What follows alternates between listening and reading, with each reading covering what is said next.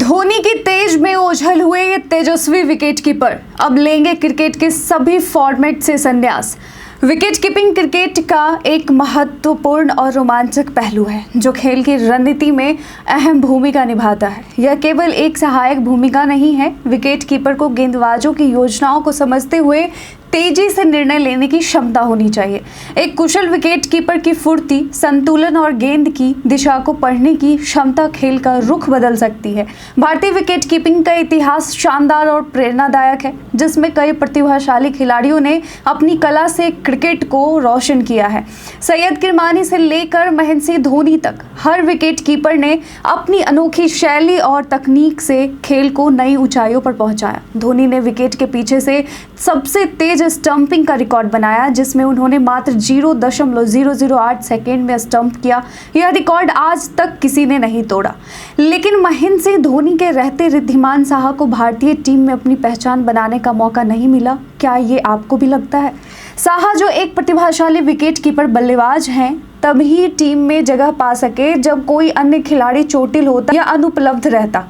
रिद्धिमान साहा ने 3 नवंबर की रात को एक्स अकाउंट के माध्यम से घोषणा की कि यह रणजी ट्रॉफी का उनका आखिरी सीजन होगा। रिटायरमेंट से पहले वह केवल रणजी में खेलते नजर आएंगे। साहा ने ट्वीट किया, क्रिकेट के इस अद्भुत सफर के अंत में यह मेरा अंतिम सीजन होगा। बंगाल का प्रतिनिधित्व करने का अवसर पाकर मुझे गर्व महसूस हो रहा है। आइए इस सीजन को एक यादगार सफर बनाएं। आइए जानते हैं रिद्धिमान साहा की भारत के पहले पसंद के विकेट कीपर बनने की यात्रा, जुनून, दृढ़ता और कौशल से भरी कहानी। रिद्धिमान साहा का बचपन और प्रारंभिक जीवन। पश्चिम बंगाल के सिलीगुड़ी में जन्मे रिद्धिमान साहा का सपना हमेशा से F1 कार रेसर बनने का था, लेकिन आर्थिक कठिनाइयों और भारत में इस खेल के प्रति जागरूकता की कमी ने उन्हें इस दिशा में बढ़ने से रोक दिया।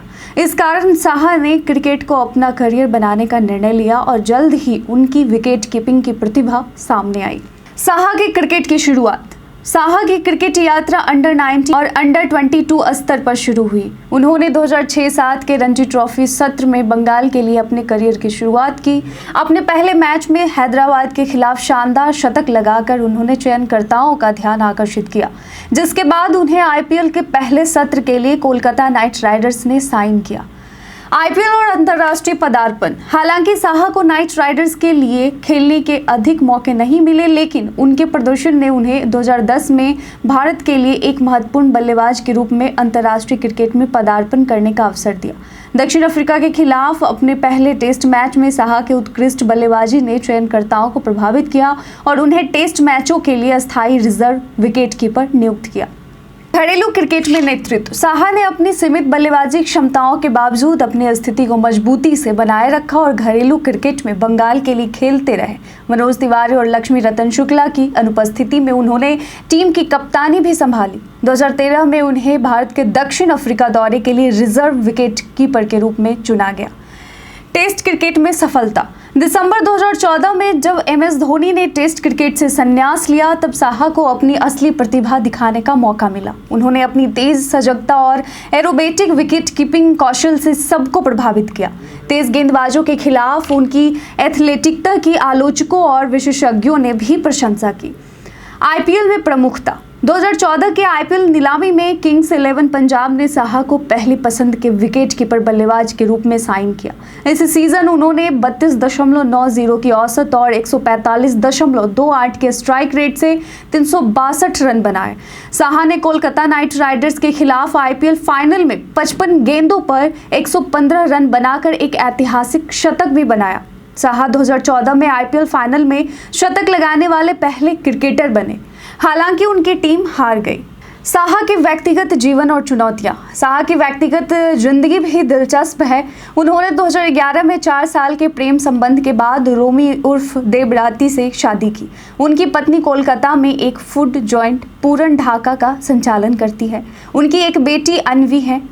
हालांकि साहा के करियर में कुछ कठिनाइयां भी आईं। फरवरी 2022 में उन्होंने एक पत्रकार से धमकी भरा संदेश मिलने की बात साझा की, लेकिन उन्होंने उस पत्रकार का नाम उजागर नहीं करने का फैसला किया।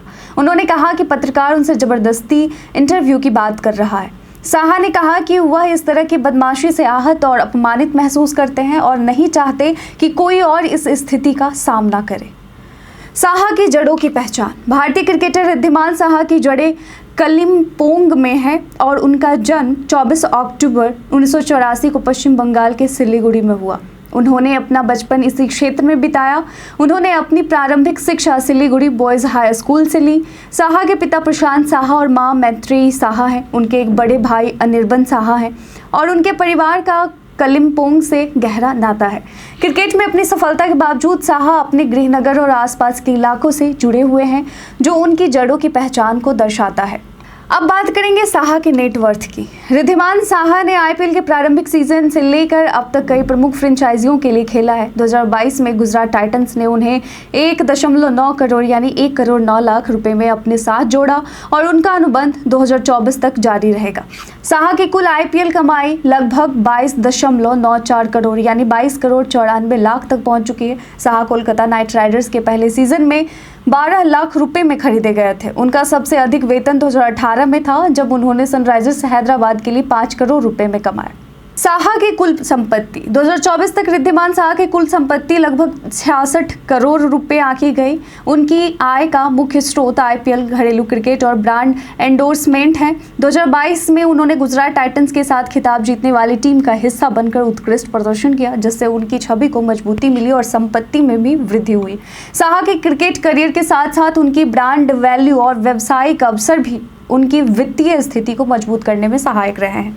ब्रांड एंडोर्समेंट की बात करें तो रिद्धिमान साहा कई प्रमुख ब्रांड्स का समर्थन करते हैं, जिनमें पूमा, एसएस, 7 यूपी और sports fantasy app blitz pool शामिल हैं।